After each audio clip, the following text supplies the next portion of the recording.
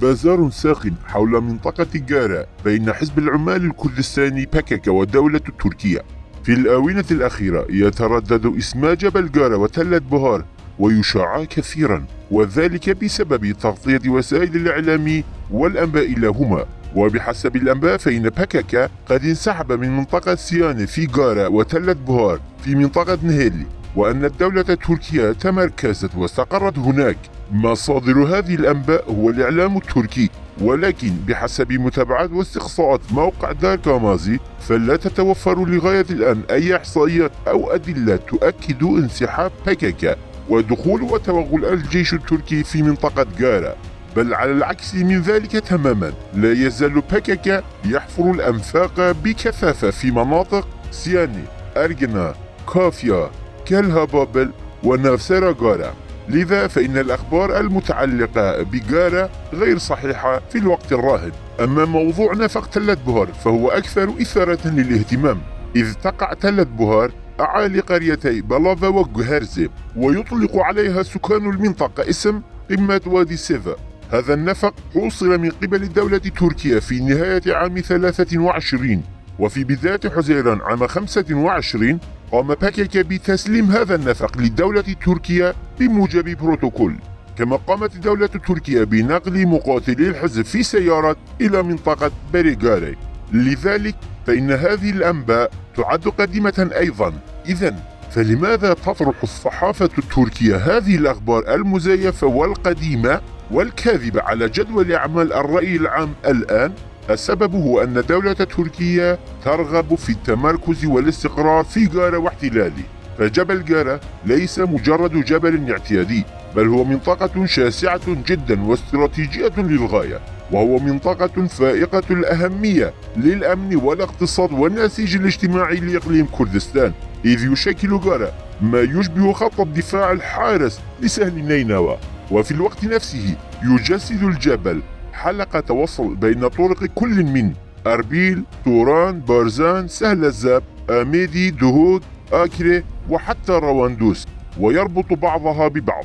كما أنه موطن العشائر والإمارات الكردية الغابرة. باختصار، جارة يعني آبار النفط، حقول الغاز، وحصة الأسد من عائدات وواردات إقليم كردستان، فضلا عن كونه جبهة وخط مواجهة استراتيجي لأمن إقليم كردستان الفيدرالي. PKK الذي كان يسيطر منذ عام 1988 على مناطق استراتيجية في منطقة بهدينان، بما فيها حفتانين، برواري بالا، نيروا، ريكان، آفاشين وبرادوس، قام في الفترة ما بين عامي 19 و 24 بتسليم كل هذه المناطق للدولة التركية. بل وحتى في فترات الهدنة ووقف إطلاق النار والانسحاب لم يسلم الحزب شبرا بل وحتى سنتيمترا واحدا من الأرض لقوات بيشمركة كردستان أو لحكومة إقليم كردستان، بل على العكس تماما عد توجه البيشمركة صوب تلك المناطق سببا للحرب.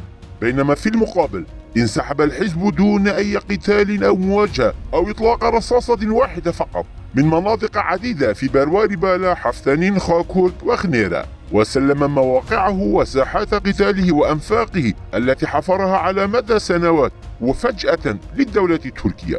والآن المنطقة الاستراتيجية الوحيدة المتبقية في أيديهم هي منطقة جارة، ويبدو أنهم يجرون الاستعدادات الآن لتسليم هذا الشريان الأبهر لإقليم كردستان إلى تركيا أيضا. ووفقا للمعلومات التي حصلنا عليها من مصادر داخل PKK، فقد اتفقت الدولة التركية وأوجلان على تسليم جارة للجيش التركي. وعندما زار رئيس جهاز المخابرات التركي ميت إبراهيم كالن مدينة سليمانية في 2 تموز، اجتمع بقياديي ومسؤولي PKK صبرئو وبسهوزاد ونوقش موضوع جارة بالتفصيل. فهم يخططون كيفية تنفيذ مراسيم تسليم جارة دون إثارة الرأي العام، محاولين جاهدين تدريجيا تهيئة الشارع لهذا الوضع. لهذا السبب أصبحت الأنباء حول تسليم جارة المادة الرئيسية الدسمة لوسائل الإعلام التركية وإعلام PKK على حد سواء. الصفقة الجارية والبازار الساخن بين PKK ودولة تركيا بشأن منطقة جارة تشكل خطرا وتهديدا كبيرين على إقليم كردستان وسكان هذه المنطقة.